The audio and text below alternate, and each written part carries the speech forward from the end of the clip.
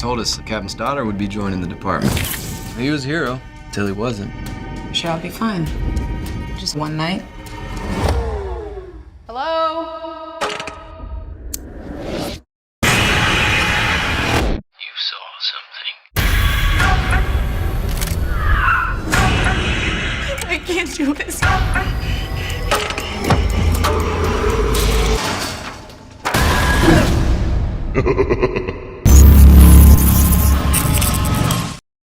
I'm explaining a film from 2023 titled Malum. Spoilers ahead. Enjoy the content. The movie opens with young girls held captive and part of a ritual for an entity, the Low God. Then footage shows Captain Will Loren. He was the heroic officer who invaded the property where cult leader John Malum and his followers were holding girls prisoner and preparing to sacrifice them in a rite. Later, we witness two police officers conversing when Will abruptly blasts the head of a female officer with a shotgun, followed by another cop. When additional officers come and urge Will to surrender, he gently begs that they inform Jessica and Diane that he loves them and is safe in the arms of his master. A year later, Jessica Loren is ready for her first shift as a cop. She then visits her father's grave, where she encounters her mother Diane. Their conversation hints at a strained relationship between Jessica and Diane due to various reasons. After a brief exchange, Jessica leaves the grave site, and as Diane departs as well, a satanic symbol made with blood behind Will's tombstone is revealed. Next, we see Jessica at the old police station, having volunteered for the shift as she wants to experience where her father worked, even if it's just for one night. This way, rookie. Call's been rerouted to the new station, so it should be quiet. If there's an emergency, the station's number's on the desk. Sure, I'll be fine. When her senior officer Cohen finds she is Will's daughter, he gets hostile and accuses her father of murdering his comrades before eating his shotgun. He challenges her attendance since he can't come up with a reasonable reason why she has requested this shift, to which she just responds that she is here to work. Jessica's true purpose for being at the station is quickly exposed by her actions. She's there to gather information on her father's murder spree. She enters the locker room and attempts to open her father's old locker, but is frightened by a sound resembling footsteps. Curious, she investigates the bathroom but finds no one. Just then, a ball bounces outside, prompting her to venture outside to further investigate. She discovers a basketball on the basketball court, and her attention is drawn to a silhouette. However, when she quickly turns on the lights, there is no one there. Just then, a bell begins ringing, and when Jessica goes to the gate, she finds an old man standing there. But the man begins peeing on the gate and then abruptly exits the property, perplexing her. After cleaning up the debris, Jessica begins her attempt to break the lock on her father's locker, but her efforts fail. Just then, her phone rings, and when she answers, she hears the sound of a pig squealing, followed by an unknown lady calling her Little Piggy. Jessica firmly informs the lady that prank calling a police station is unlawful, but the anonymous caller continues to annoy her before suddenly ending the conversation. Jessica contacts the new police station and requests assistance in tracing the call. However, when the officer learns that she is Will's daughter, he expresses that they have many pressing matters to attend to, and tracing prank calls is not currently at the top of their priorities. Frustrated by the lack of cooperation, Jessica goes to the locker room and takes matters into her own hands, shooting open the drawer's lock.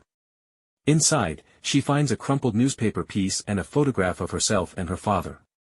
A closer look reveals a concealed box, and when she opens it, she finds a female sandal and a dossier with information about the females Will had spared from the farm. She also learns about John Malum and his satanic rituals, and she discovers that the cult members refer to themselves as the flock of the Low God. Just then she hears the sound of a pig snorting, so she returns to the office and contacts the new station to inform them about a large pig tied outside. The officer suggests that she do nothing and stay inside for her safety, emphasizing that sending backup would be challenging in case anything happens to her. After disconnecting the call, Jessica bravely ventures outside to investigate and discovers a satanic symbol made on the back of the pig. She takes a photo of it and notices a name tag on its collar belt. Surprisingly, the name on the tag is Betty, one of the females sacrificed during the cult rite. Jessica takes pity on the pig and carries it into the police station. As she departs the room, she hears sounds emanating from a certain location. She further investigates and notifies the new station that she is investigating into a break-in. She finds an open door, closes it, and hears a disturbance from behind her. When she goes to investigate, she sees that old guy standing there, and she instructs him to get to the ground. The old guy turns around, clutching the feminine sandal in his hands, professing ignorance and attempting to recall. As he questions her about Betty, she decides to tase him, causing him to collapse. She then handcuffs and brings him to the holding area and discovers that the ceiling there is molded. Suddenly, a few ghostly bodies appear in front of her, disappearing moments later.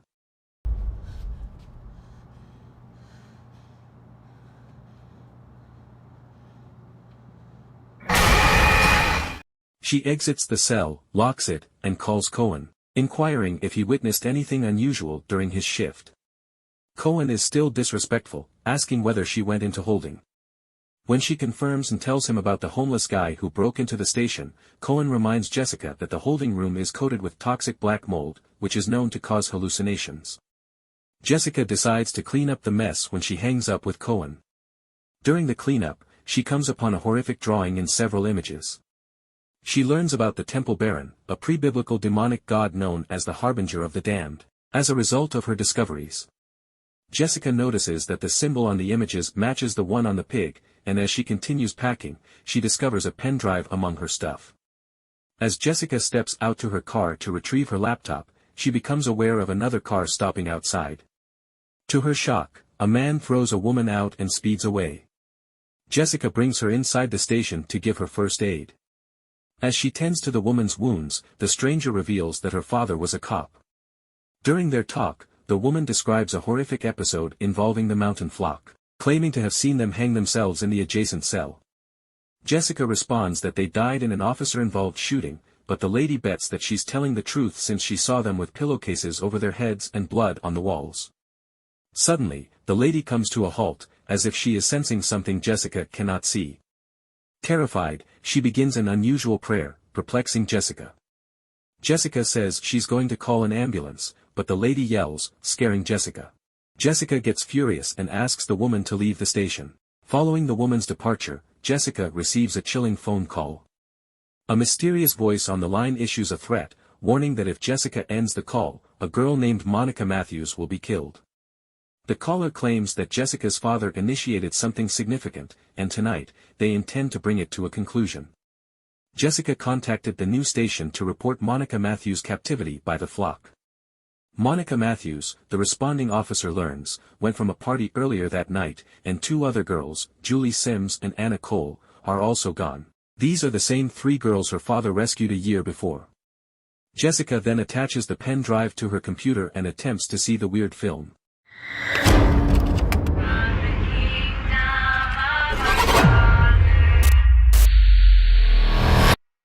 It's all strange to her, when she gets a paper with the letters, "Still here," scribbled on it.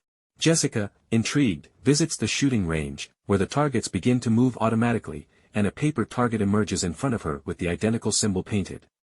As she removes the paper, she is tormented by a terrible presence, which pursues her as she attempts to run.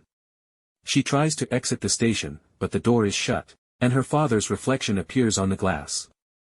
Jessica becomes afraid and contacts the new station to notify them that they have bolted the doors and she is stuck inside. The officer assures her that he will get a unit over there ASAP with some bolt cutters and asks her to calm down. She asks him did John Malum died in here? To which he says he wasn't there, but he has heard rumors. Desperate to leave, Jessica pleads for assistance. After disconnecting the call, she continues watching the video, in which Will is seen interrogating John Malum and his female followers, and Malum says he is going to come back for him and all he loves. She witnesses Will getting up and leaving the room after seeing something behind Malum, and when she repeats and thoroughly examines it, she is shocked to discover a demonic presence behind Malum. Jessica then awakens in a morgue, surrounded by the corpses of Malum and two female cult members, and hears someone humming the Low God song. Soon later, the dead bodies of Malum and the female started to move, which scared Jessica. She pleads for aid, but when the coroner arrives, he is ambushed and killed by cult members, who then take Malum's body. Despite her fear, Jessica opens the bag and gets up, only to be haunted by a mysterious presence, and she finds herself back in her office. She is then visited by Officer Price and Hudson, about the person in custody. While Hudson goes to fetch the man, Price reveals that Jessica's father was once a hero but took a turn. When Jessica asks about that day, Price explains that her father wasn't acting normal. Price regrets not informing the chief but admits to repeatedly watching an interrogation video where he claims to have seen something unusual. The day before Will's actions, he warned Price not to enter the holding because John Malum was still there. He then brings her to the locker room and shows her Will's shotgun, which her father intended to destroy along with the rest of the building. He then keeps it back, but turns around with a blown head, and Jessica finds herself in the presence of Malum and his cult followers. The Temple Baron will bring forth the low god, and I will be Redeemer. Infinite Malum. Malum is carrying a kid in his arms and baptizing the infant with his blood, and Jessica recognizes her mother and knows the child is her younger self, much to her dismay. She awakens in her workplace to the sound of an elderly man demanding to be released. Jessica rushes to the source and finds the key on the floor. She notices Hudson pointing a gun at the man, and as she unlocks the door, the man makes a quick escape. Jessica calls her mom, informing her that she's at the old police station where her dad worked, and asks her to call back as soon as she gets the message. Meanwhile, the pig is released from the confinement and makes its way to Jessica's office, only to discover that it is a monster that is going towards her. Jessica tries to flee and succeeds, but the thing pursues her, causing Jessica to shoot it. However, she recognized it as the pig she had saved.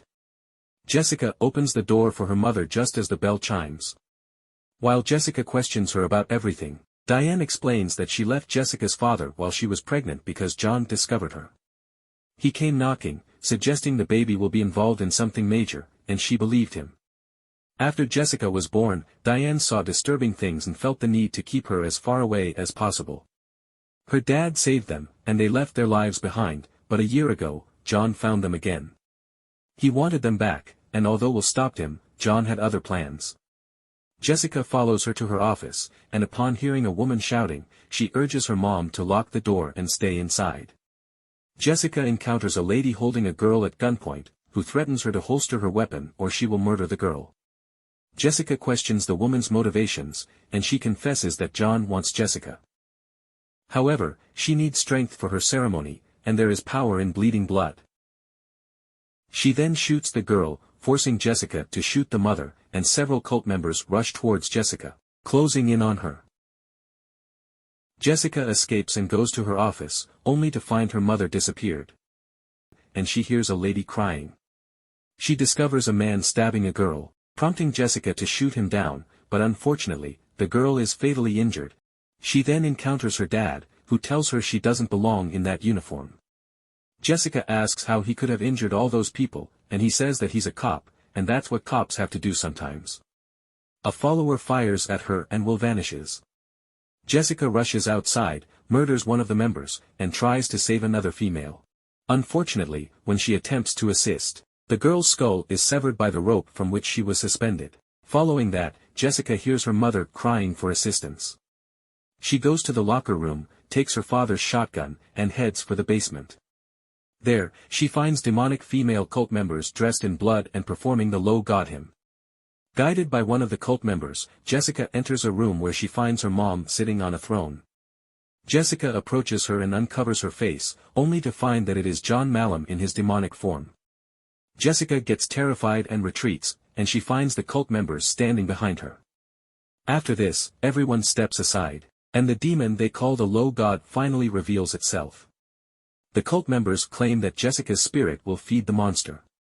Jessica fires at the monster, but it is unfazed. The demon then confronts her, throws its face at Jessica, and she finds herself standing in the corridor, facing the creature. Jessica fires at the monster, forcing it to fall, only to learn it is her mother. Jessica weeps and apologizes to her mother, as the dead followers of Malum laugh wildly behind her. Will holds his wife's body in front of her, anguished. Jessica repeats the code of honor for cops that she chanted whenever panic set in and then blows her brains out. Her body is dragged away by two entities, and she finds herself sitting beside Malum in a makeshift chair, and as she wakes up, the movie ends. That's all the recap, thanks for watching. Your support would be appreciated.